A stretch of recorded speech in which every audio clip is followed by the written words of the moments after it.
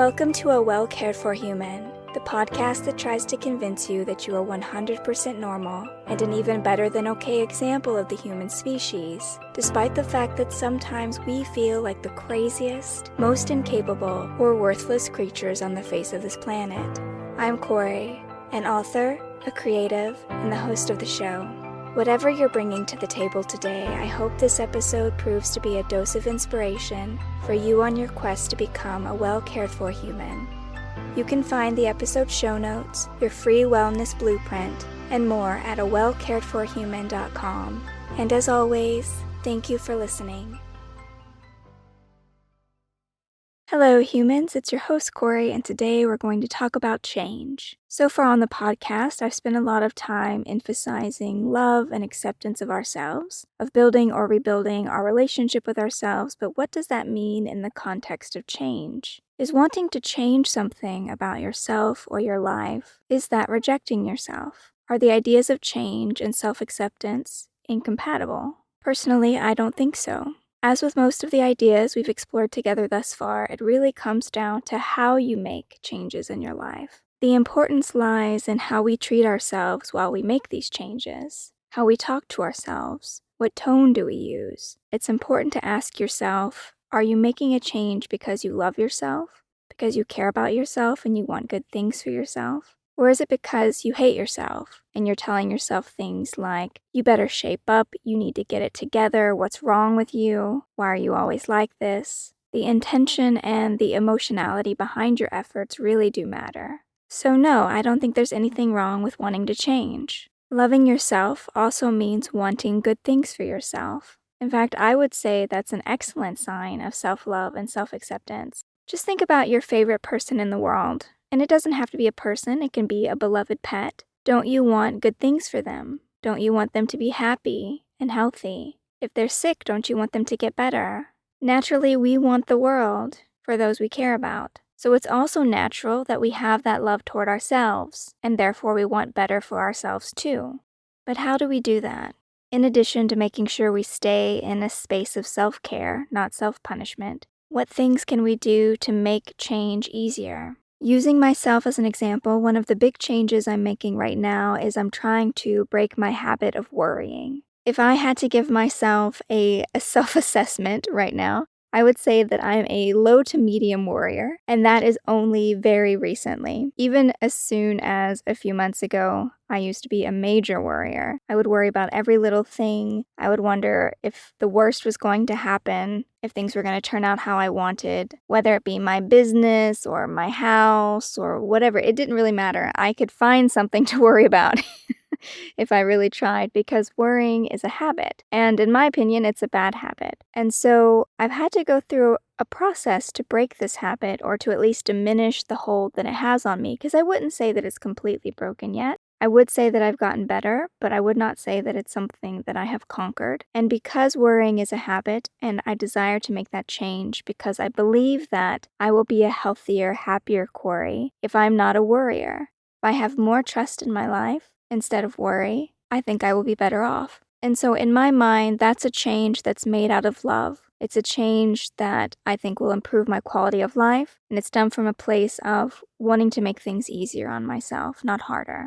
And this is the process or the steps that I've been going through to help me break this habit of worrying. The first thing I did was identifying the problem. I began to recognize what it was that I had wanted to change, what I thought the pith of the problem was, which is essentially that I had a bad habit of whenever something would happen, I would expect the worst instead of expecting things to work out in my favor. And so I wanted to change that knee-jerk reaction. But it was definitely necessary to pick one thing to work on at a time, because if you're anything like me, you might have many different aspects of your personality or your life that you would like to work on, but it's important to choose just one at a time. And this might help if you take a long-term view of your life. You're not going to fix everything by breakfast tomorrow, which is exactly the kind of lie that I would tell myself. If I was meditating to be very zen, for example, I might tell myself, well, surely I will reach nirvana by breakfast on Tuesday,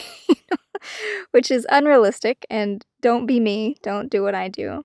So instead, I just tell myself that this is a lifetime of work. This is a great way to spend the rest of my life, actually, getting to know myself, taking good care of myself. And so there's no need to rush this. There is no deadline. No one's going to stand over me with a whip demanding that I produce results by a certain time. So it's okay to take my time and to do this properly. And so even if you have more than a few things that you want to change in your life, start with the one that you think will have the most positive impact on you. For example, for me, I think if I wasn't a worrier, I would just be a lot more content in my day-to-day life. So that was my first choice. I'm also a fan of lists, so if you want to make a list, writing down everything that you think you'd like to change or discard from your life, but again, remembering that it should be done from a loving place, not a self-loathing place, being mindful of the language that you use while you're making this list. And whatever you're putting down, make sure that it's kind. So whatever you're saying, you're thinking, you're writing about yourself, try to keep the language kind, but make a list, and then you can prioritize those changes based on what's most important to you at the moment, like I did with my choice to focus on breaking the habit of worrying.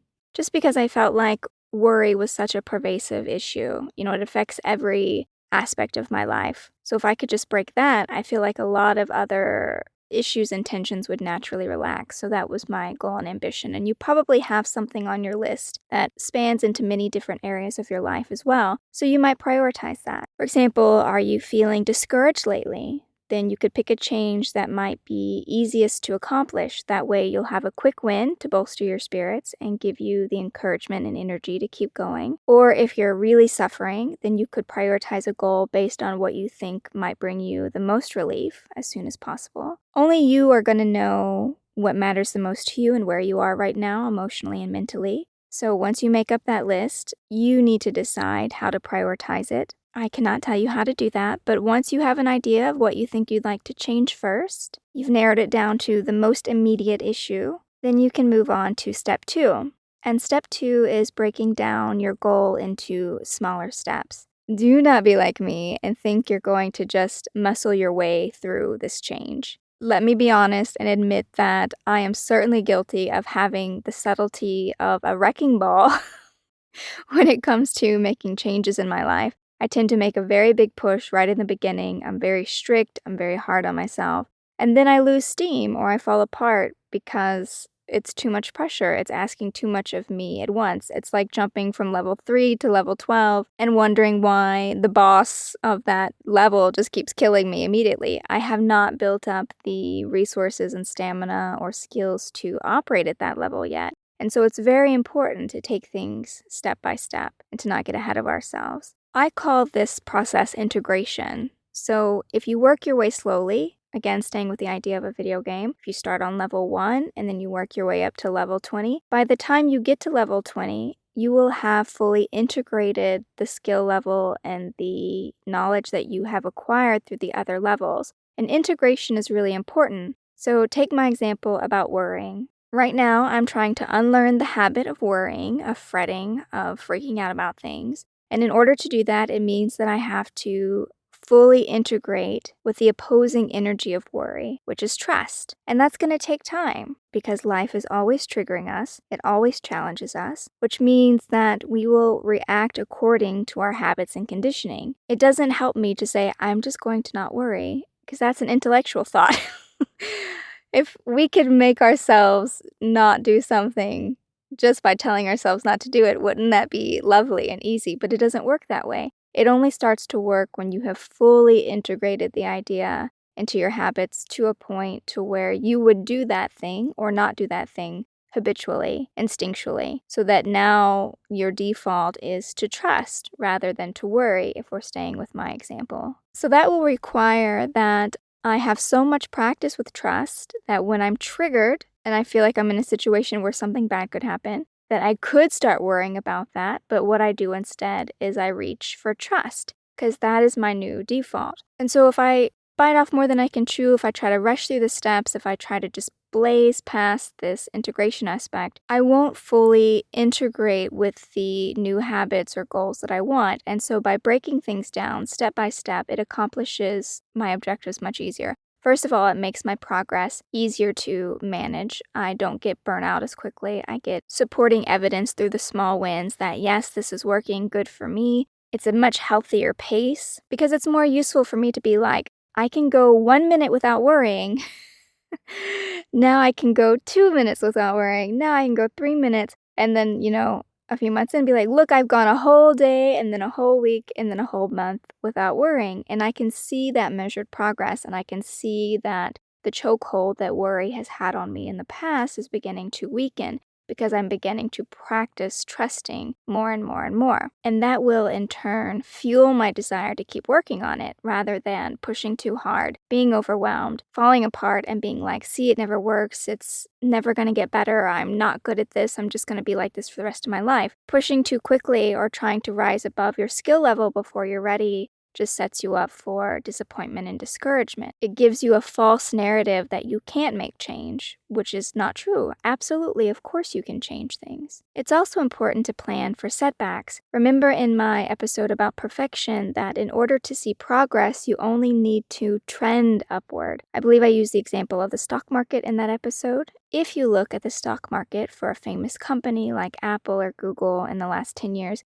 you would see that their numbers didn't just go up and up and up and up in a straight line. It went up and down. But the reason why a business person would call it a successful business because it trended upward over time. If you zoom the graph out and you look at maybe like a 5-year span, for example, you would see that it started in the lower left and went up to the upper right. And they call that success. And the same is true for you, that you only need to trend upward over time. And that means allowing for setbacks, allowing for the numbers to fall or to backslide at certain points, and understanding that this is just a normal part of the process. It does not mean you're failing. It does not mean that you're never going to get there or that this isn't working. It's just what happened. It's a very normal part of the process, these setbacks. And when you do hit a setback or an unexpected trigger, know that it's a great opportunity to develop more awareness around your triggers, around your stuck points, so that you can avoid situations like that in the future, or at the very least, you can go into similar situations with a clear head. For example, I'm thinking of when I was trying to break my habit of bulimia.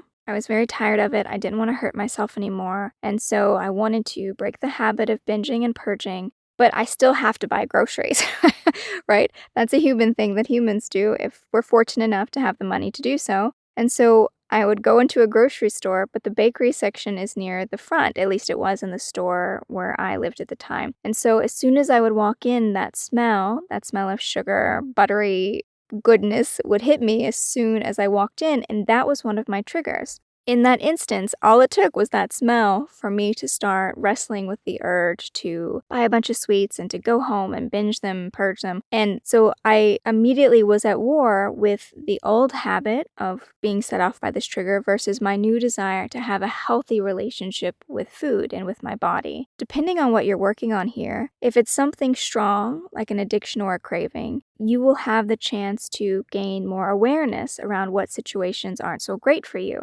even in moments where you feel like you might be messing up. When I was in the store and I'm struggling with this feeling, I'm like, oh my gosh, so see, I'm weak. But really, what I'm developing was an awareness of, okay, I need to be careful in situations like this. And so you really can't lose. If you can find the wisdom in these triggers, if you can gain more awareness about yourself and your situation, that information will help you make better choices. So there is no losing in situations like that. So go easy on yourself. And then the third step is consistency. Whatever you're trying to do it every day, if only for a little bit. Say you're trying to get into the habit of doing yoga or journaling or meditating. It's much better to do 2 minutes of yoga or meditation every day than only do it for 30 minutes once a week. Because again, we're aiming for integration. We're aiming for habitual patterns, healthy habitual patterns. We want our changes to become second nature. And that's really only possible with consistency, doing something repetitiously over and over again. I've also had great luck with pairing my new habits with old habits. So for example, I finally got into the habit of flossing every day.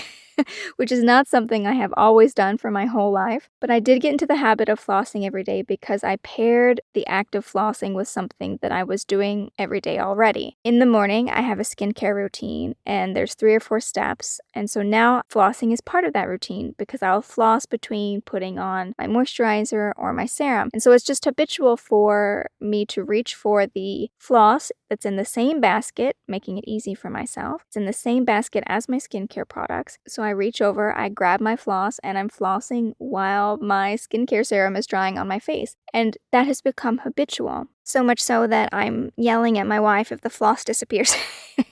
Because she hardly ever puts things back where they go. And so if I reach into the basket and the floss isn't there, I know she's carted it off somewhere like a squirrel. So there are other situations that can impede me. But for the most part, if the floss is there, I will use it every day. And so it might not be a bad idea for you to look at whatever your current habits are. Maybe you make a cup of coffee religiously every morning. Maybe you lay out your clothes the night before. Whatever you do that you do every day, you can try pairing something with it to help you get into the groove of doing that other new habit at the same time. And then step 4 is also really important in recognizing what holds you back from making changes. It's possible that you're trying to make changes and for some reason it's just not gaining traction. And that could be that there's very real interference in what you're trying to do. Usually it's either a self-limiting belief or it might just be that you're encountering too much resistance from your environment or from the people around you or even from your own mind, which makes the progress impossible to achieve. A self-limiting belief is when we assume something is true about ourselves or the world, but it might not really be true. In fact, it's usually not true. That's why we call it a self-limiting belief.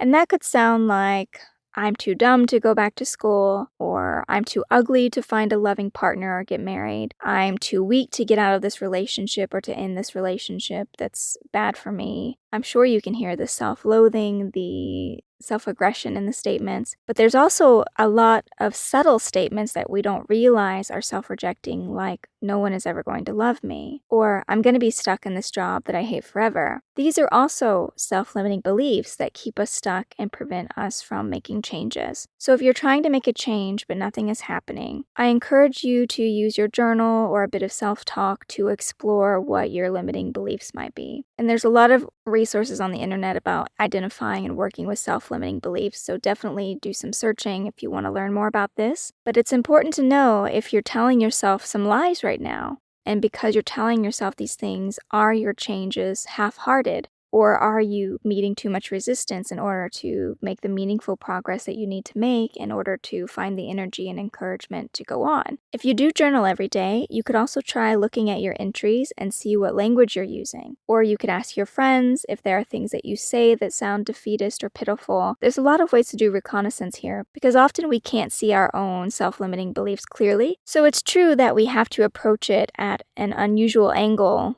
and sort of surprise it into the light. Like, aha, I got you. So don't be afraid about looking at the things that you're thinking, looking at what you're telling yourself and asking yourself, am I the problem? Is my mind what's keeping me stuck? And if it's not a self-limiting belief or beliefs, because it could be plural, that's holding you back, it could be the people around you. I have encountered this a lot when I started to make changes in my life because my family was still very toxic, because a lot of my friends were still trapped in their own trauma cycles. I lost a lot of people when I started making changes. I was called all sorts of names. I was accused of thinking that I'm better than other people. I mean, specifically, I remember my uncle, the same uncle, yes, who killed my mother in the Who Killed My Mother podcast. He had heard something from my mom at some point, I guess, in which she told him I was going to apply to medical school or something, which never happened. But that was like the rumor at the time when I was 16 or 17. And he was like, oh, so you think you're so much better than this family now? And that's a very normal reaction to people who are stuck, who are in toxic patterns themselves, and they find out that other people around them have ambitions or goals. And so don't be surprised if the people around you are contributing to your stuckness, because people don't like it when their friends and family members start to change, when they start to improve their lives. Because if you can make changes, then they're going to have to start looking at themselves and asking why they're not making changes. And it's usually because they have their own beliefs, they have their own patterns. And as I've said many, many times on the show already, not everyone is ready to make a change. Not everyone wants to change or wants to heal or to get better. And so it's easier for them to try to keep you stuck than to work through their own crap. They might be thinking something like, I would like you to stay down in the mud with me, because if you go on and get all of your dreams, then that means I have no reason to complain about where I am, because obviously I could have been doing this work too, but I didn't. And I'm not trying to shame anyone who struggles to do the work or who is in a stuck place. I have absolutely been there. I have no room to judge. But I'm just saying that you might encounter this resistance if you are the one in your group or in your circle who starts to make changes first. Don't be surprised if the people you love are like, what are you doing? How dare you try to make yourself happy?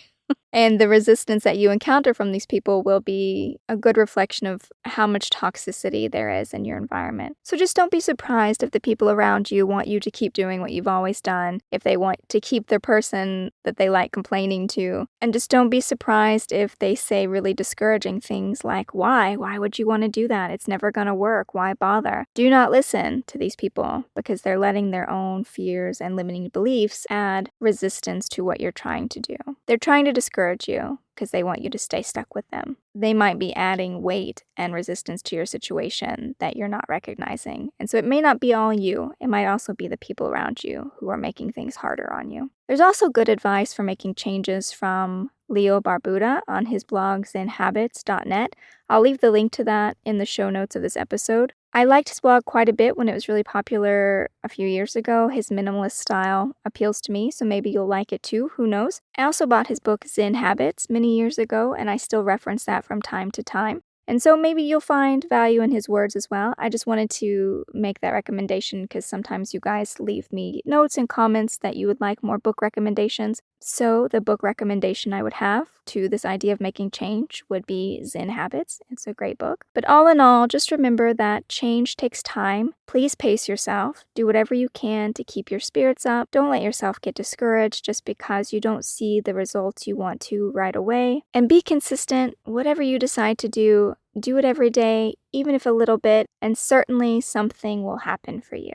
Okay, dear human, that is all I have for you today. Before I sign off, I would like to remind you that I've opened up the show to questions, so if you have a specific question or situation you want me to offer my thoughts on, you can email me at Kory@KoryMshrum.com, which will be linked in the show notes of this episode. Otherwise, I will be back next week with another episode of A Well Cared For Human, and until then, please take good care of you. This episode of A Well Cared For Human was written and produced by me, Kory Marie. The music was by Late Night Feeler and Esther Abrami. If you like what I'm doing here, please consider visiting my Patreon. For as little as $1 a month, you get early ad-free access to the episodes, as well as a monthly patrons-only Q&A, bonus videos, and more. Not to mention that your Patreon support lets me know that you find value in the show and want it to continue. You can find me on Patreon by visiting www.patreon.com/Kory Marie. If you can't support the show financially, that is okay. You can still subscribe to the show, leave a review of the show, and recommend the show to your friends, not just the neurotic ones. All of this helps so much. And as always, thank you for listening.